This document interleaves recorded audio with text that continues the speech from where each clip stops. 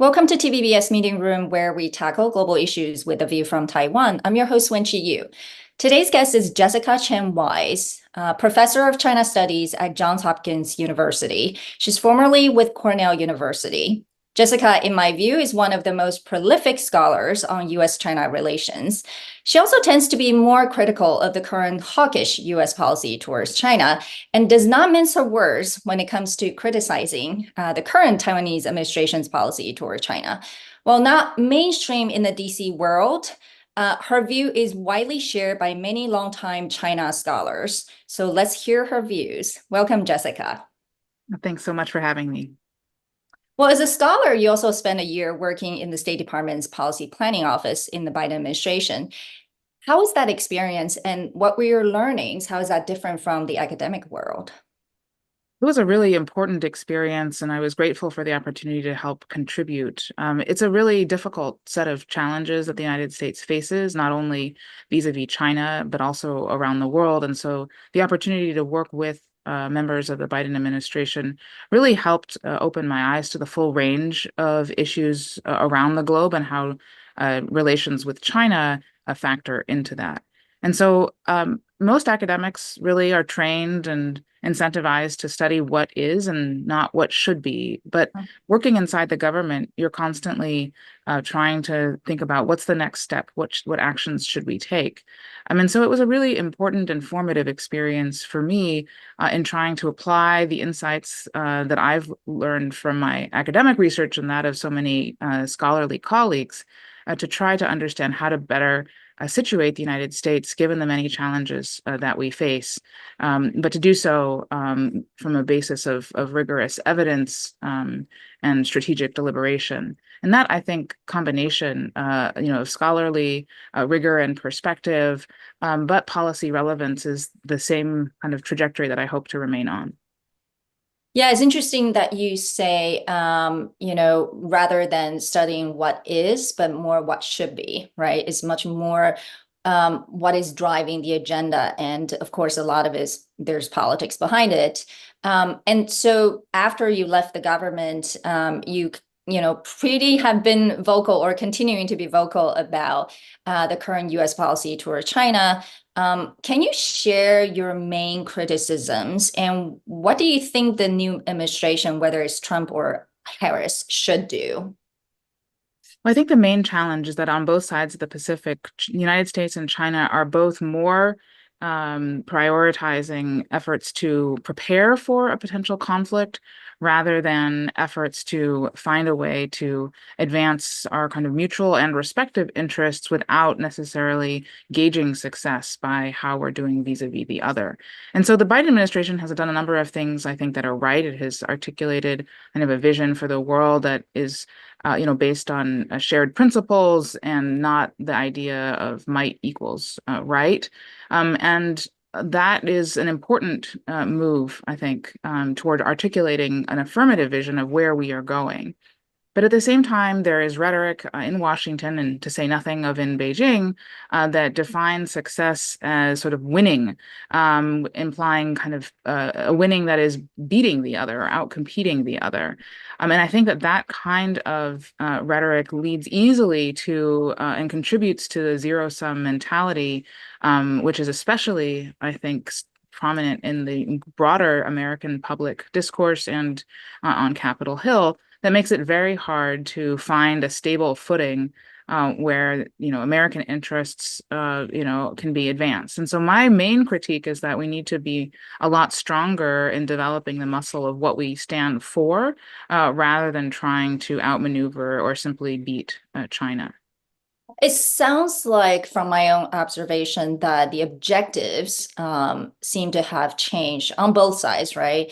The objective, prior to the Trump administration, whether it's the U.S. toward China or U.S. standing in the world, felt quite different than today's objectives. And so you almost have to agree to the objectives in order to develop a policy toward that.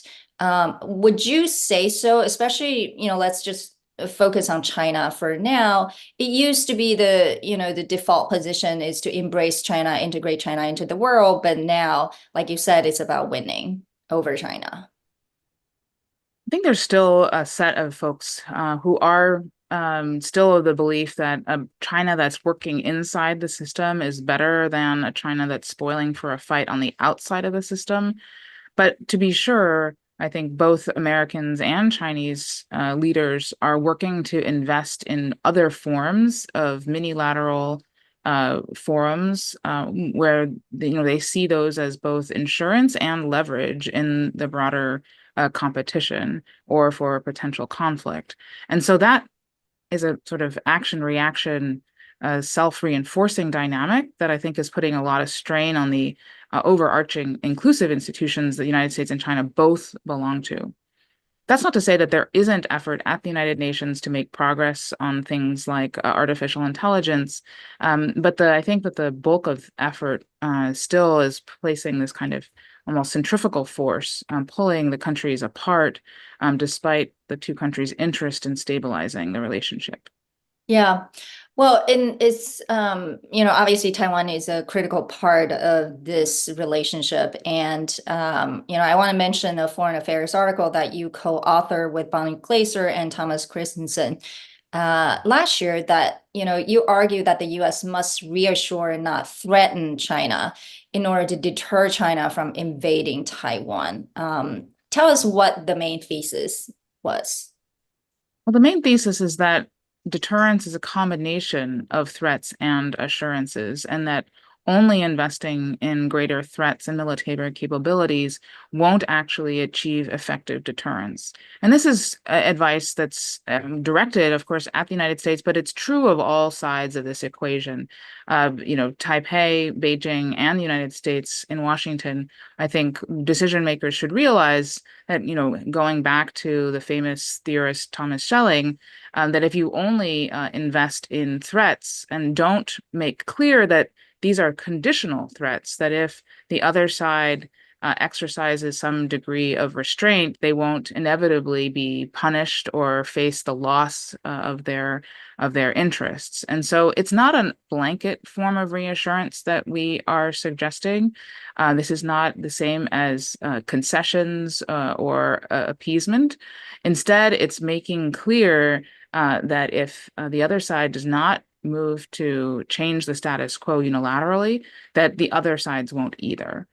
Because without those kinds of assurances, all of the military saber rattling or demonstration of resolve won't actually be successful in bolstering deterrence. Yeah, I think some people may argue that, between reassurance and deterrence, basically, these two, where's the sort of the right balance, right? Some people may argue that in the past, there were too many reassurances, not enough deterrence, and now it needs to be different. Obviously, from certain people's point of view, there's too much threats, and so I want to come to Taiwan specifically because you seem to think that the U.S. Has slightly changed its position.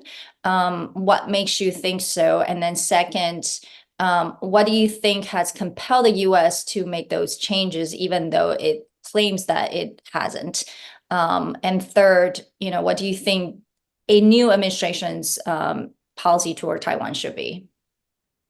Well, you're very much right that it's a difficult balance to strike, and people can perceive an imbalance when, in fact, we need to invest in both sides of the equation. And in the article, Bonnie Glaser, Tom Christensen, and I call for and support efforts calling on Taiwan to strengthen its sort of asymmetric self-defense, as well as the continued provision of American military equipment, et cetera, to Taiwan. At the same time, we also argue that it's really important not to suggest any change in American declaratory policy. There are some on Capitol Hill and that have suggested, a much more forward-leaning support for Taiwan's independence or sovereignty, which would mark a major departure from U.S. policy over the last 50 years.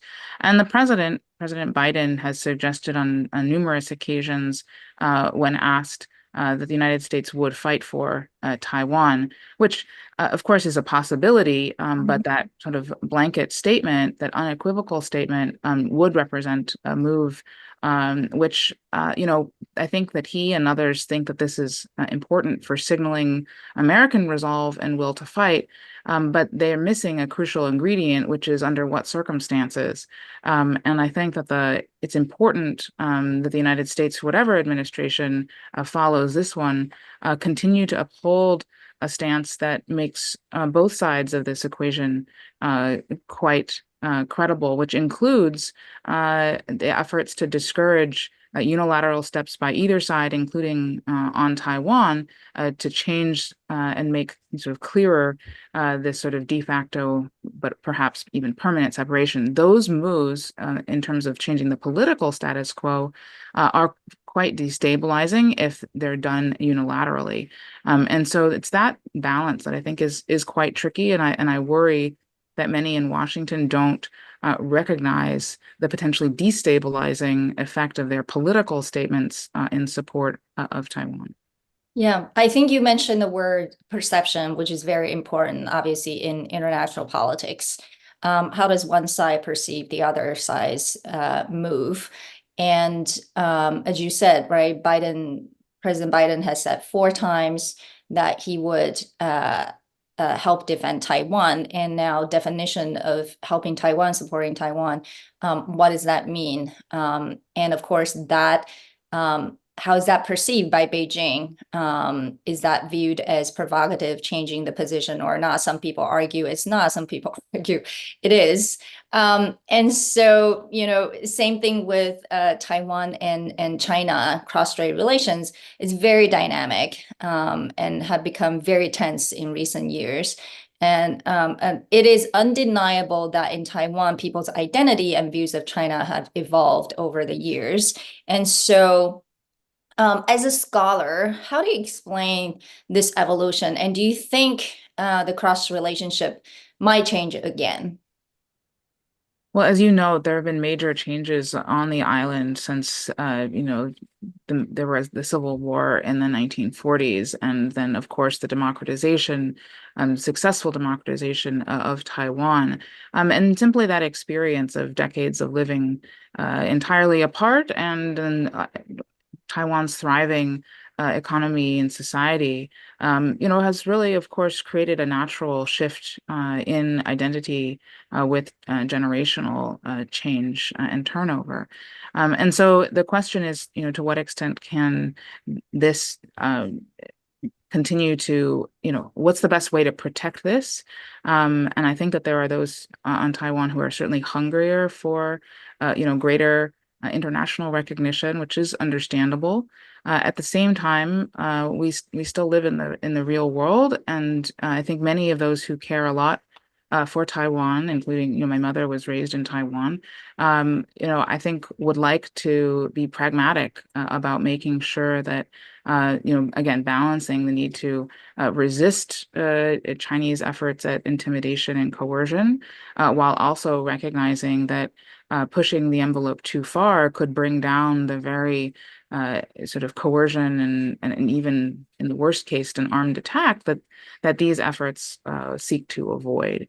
And so it really is threading that needle and preserving what Taiwan has earned. That is, I think, a really important but also very difficult set of choices, as Richard Bush has noted.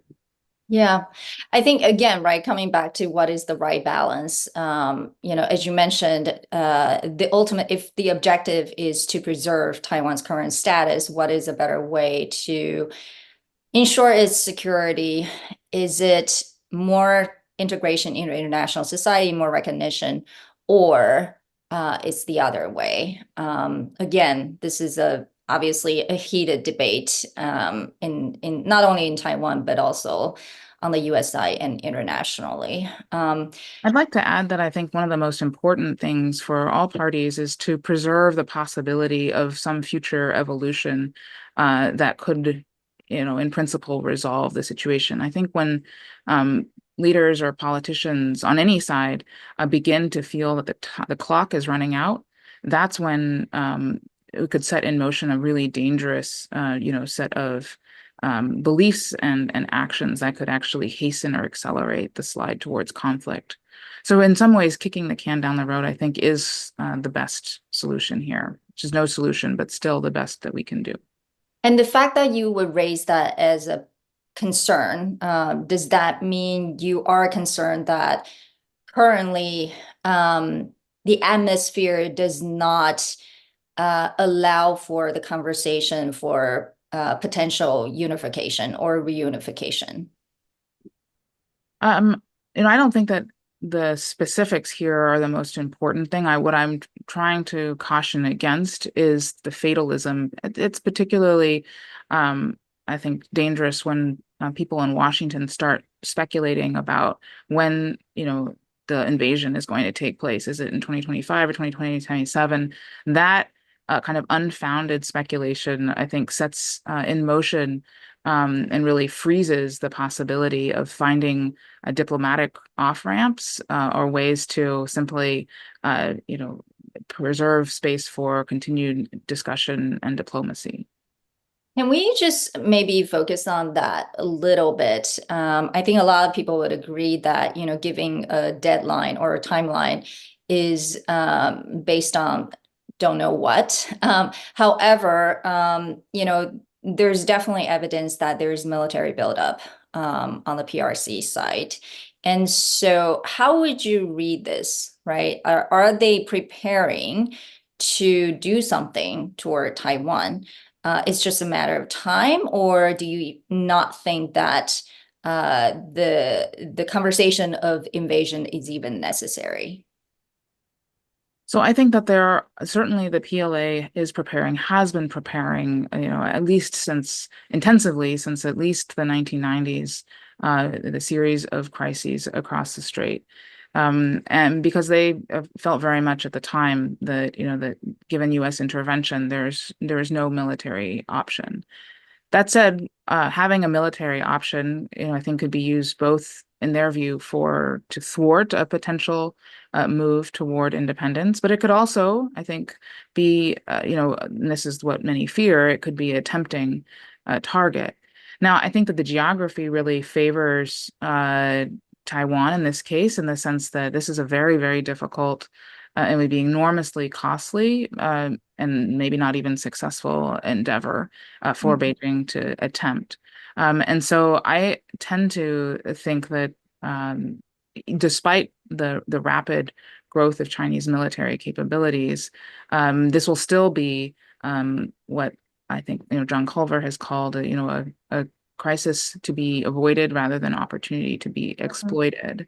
That said, one shouldn't take that for granted. And so I and others have supported both American and efforts on Taiwan to prepare for any potential contingency to make it less likely. But it's very important to not then assume that it's just a matter of time, because then that shuts down all of the diplomacy and other efforts to both focus on the near term kind of coercion that Taiwan faces, but also to try to stabilize the situation. And again, not that we are, imagining anything in particular, but to leave open space for Beijing, at least, to believe that, as they say in their rhetoric, that, time is on their side. Well, whether it's on their side or not, it's important that all sides be able to sustain hope in a potential future, free of coercion. Yeah, it's probably the most dangerous when neither side thinks time is on their side, or every side thinks time is not on their side. I want to shift the focus to the Asian American community, because you're obviously one of them. And that, a lot of people feel that the changing policy toward China, as well as obviously COVID has created this very negative view of China, just in general, among Americans. And so, do you feel that on a personal level?